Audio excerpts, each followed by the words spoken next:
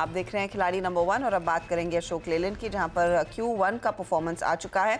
आप देखिएगा कि करीब आय में 11% का इजाफा, प्रॉफिटेबिलिटी पर थोड़ा सा दबाव था, लेकिन ऑपरेशनली अच्छा परफॉर्मेंस है। बिट्टा में 24% तक की ग्रोथ, मार्जिन्स भी बढ़कर आए हैं, तो ऑपरेशनली स्ट्रॉन्ग क्वार्टर। कंपनी के एमडी और सीईओ शेनु अग्रवाल से अब बात करेंगे। मिस्टर अग्रवाल, स्वागत है आपका। Q1 के परफॉर्मेंस में ऑपरेशनल मजबूती देखने को मिल रही है। अगर मुझे थोड़ा सा और डिटेल दे सके कि सीवी बिजनेस में कितना पिकअप है, आफ्टर मार्केट बिजनेस में किस तरह का परफॉर्मेंस है?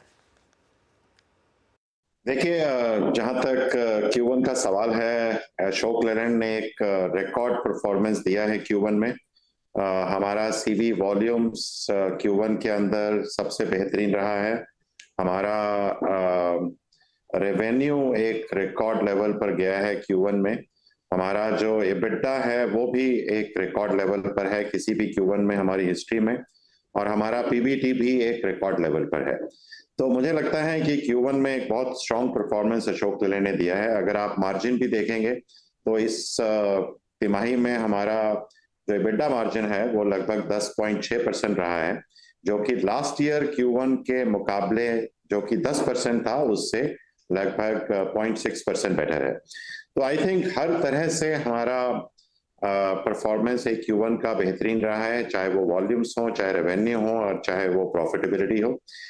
सिर्फ एक पॉइंट मैं कहना चाहूंगा कि जहां तक प्रॉफिट आफ्टर टैक्स का सवाल है, एक चीज ध्यान में रखने की जरूरत है कि लास्ट ईयर हमें अपना जो डेफर्ड टैक्स लाइबिलिटी है उसको रीस्टेट करना पड़ा था Q1 लास्ट ईयर में, जिससे हमको एक 172 करोड़ रुपए का एक टैक्स में फायदा हुआ था। अगर आप उसको छोड़ दें, क्योंकि वो एक वन टाइम एक्सपेंस था, और फिर आप अगर पैट को कंपेयर करें इस Q1 में के पैट को और पिछले साल के Q1 के पैट को, तब भी आप देखेंगे कि हमने पैट में भी 30% की बढ़ोतरी की है। सो आई थिंक हर लिहाज से Q1 एक बहुत सेटिस्फाइंग क्वार्टर रहा है। ओके, तो ये फिलहाल आपने क्लियर कट दिया, लेकिन सर आपका मैं कॉल सुन रही थी, कल आपने ये भी कहा कि आगे चलकर जो मार्जिन्स हैं वो मिड टीन्स में आएंगे, तो क्या कॉन्फिडेंस दे रहा है आपको ये गाइडेंस देने के लिए? देखिए, जब लास्ट ईयर हम मुंबई में जब हमने अपना एक एनालिस्ट मीट किया था, तो उस वक्त हमने कहा था कि हमारा मीडियम टर्म गोल एक मिड टीन एबिटा की तरफ है। आई थिंक 2022 में हमारा एबिटा लगभग 4% के आसपास था। 2023 में हमने उस एबिटा को बढ़ाकर 8% के आसपास किया। फिर फिस्कल ईयर 24 में हमने उस एबिटा को बढ़ाकर 12% किया। सो आई थिंक जो ट्रेजेक्टरी चल रही है हमारी, उसके हिसाब से हमें खुद पर भी कॉन्फिडेंस है कि हम इस एबिटा को अगले कुछ वर्षों में मिड टीन की तरफ लेकर जाएंगे। अगर आप इस साल की शुरुआत भी देखें तो पिछले साल Q1 में जैसे मैंने कहा 10% एबिटा मार्जिन था, अभी हमने 10.6% एबिटा मार्जिन किया है। आने वाले समय में भी जिस तरह से सीवी इंडस्ट्री चल रही है और जिस तरह से हमारा फोकस है कॉस्ट सेविंग्स पे, जिस तरह से कमोडिटी प्राइसेस में भी हमें मदद मिल रही है, जिस तरह से हमारा रेवेन्यू मिक्स बेहतर हो रहा है क्योंकि हम नॉन सीवी बिजनेसेस पे बहुत फोकस कर रहे हैं। सो आई थिंक ये सब मिलाते हुए हमें लगता है कि आने वाले समय में भी हम एक अच्छा प्रदर्शन कर पाएंगे एबिटा मार्जिन्स पर। ये बताइए, स्विच बिजनेस जो ईवी साइड बसेस के लिए आपने टाई अप किया हुआ है, या फिर जो वो प्लेटफॉर्म है, वहां पर कितने नए लॉन्चेस आएंगे, किस तरह की ग्रोथ आप एंटिसिपेट कर रहे हैं? क्योंकि एविडेंटली अब रास्तों पर वो गाड़ियां दिखती हैं, बसेस दिखती हैं। देखिए, हम बहुत खुश हैं। हमारी सब्सिडरी कंपनी है स्विच मोबिलिटी, उसने जो प्रोग्रेशन की है, जो बढ़ोतरी की है, उस पर हम बहुत खुश हैं। पहली बात ये थी कि स्विच पहले इलेक्ट्रिक बसेस के क्षेत्र में उतरी थी।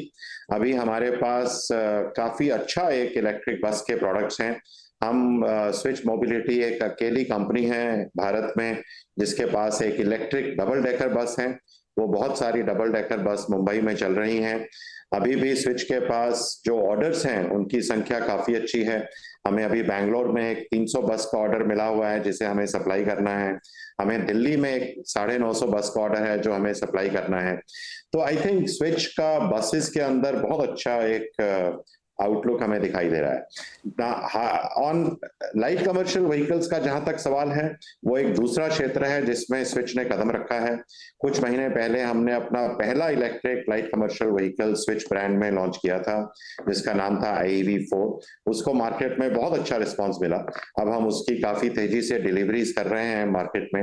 अभी हाल ही में पिछले हफ्ते हमने एक और सेकेंड प्रोडक्ट अपना electric light commercial vehicle launch किया है, जिसका नाम है IEV3। आई थिंक ये दोनों प्रोडक्ट्स के साथ जो हम काम कर पाएंगे, जो हम स्विच को आगे और बढ़ा पाएंगे, आई थिंक वो बहुत अच्छा एक हमको आउटलुक स्विच का दिखाई दे रहा है। नाउ स्विच के अलावा, बिकॉज स्विच सिर्फ इलेक्ट्रिफिकेशन में बसेस और लाइट कमर्शियल व्हीकल्स पे फोकस कर रही है, अशोक लेलैंड के अंदर भी हम लोग काफी काम कर रहे हैं। जी, अब Ashok ji, I beg your pardon, Agarwal ji, मैं आपसे ये पूछना चाहूंगी, अब अशोक लेलैंड के डिफेंस ऑर्डर कहां पर हैं, कितनी ग्रोथ यहां पर बनती दिखाई देगी, क्योंकि ये भी एक इम्पोर्टेंट हिस्सा है आपके कारोबार का। देखिए, अगर आप हमारा पिछले 2-3 साल का ट्रेंड देखेंगे तो आपको साफ साफ दिखाई देगा कि जो हमारा नॉन सीवी बिजनेस है उस पर कंपनी बहुत फोकस कर रही है। और इसका कारण है कि हमें वहां पर काफी हेडरूम दिखाई देता है, चाहे वो डिफेंस हो या पावर सॉल्यूशंस हो या आफ्टर मार्केट हो या इंटरनेशनल बिजनेस हो। अब जहां तक डिफेंस की सवाल है, पिछले साल ही हमने उस बिजनेस को डबल से ज्यादा किया एक साल में। अभी भी वो सब करने के बाद भी हमारे पास जो ऑर्डर की पाइपलाइन है वो बहुत स्ट्रांग है। ना केवल इस साल के लिए बल्कि अगले साल के लिए भी हमें विजिबिलिटी बहुत अच्छी है। तो हमारी मंशा ये है कि डिफेंस बिजनेस को क्या हम दोबारा डबल कर सकते हैं आने वाले 2 साल में, और हमें वो काफी अच्छे से दिखाई भी देता है। ओके, तो डिफेंस बिजनेस डबल होने के पूरे आसार हैं अगले 2 सालों में। एक बहुत बड़ा बयान कंपनी ने दिया है, आउट परफॉर्मर रहा है पिछले 12 महीनों में, और कल और आज के बीच भी आप देखिएगा स्टॉक में तेजी है। ये इनफैक्ट मधु का ट्रेड भी रहा। आई थिंक हमारे जानकारों से एक अपडेट अब लेने की बारी है कि क्या वो कुछ नया ट्रेड जोड़ेंगे, लेकिन फिलहाल एक छोटे से ब्रेक का भी समय हो रहा है, वो लेकर फटाफट लौटते हैं। तो मालूम ही है कि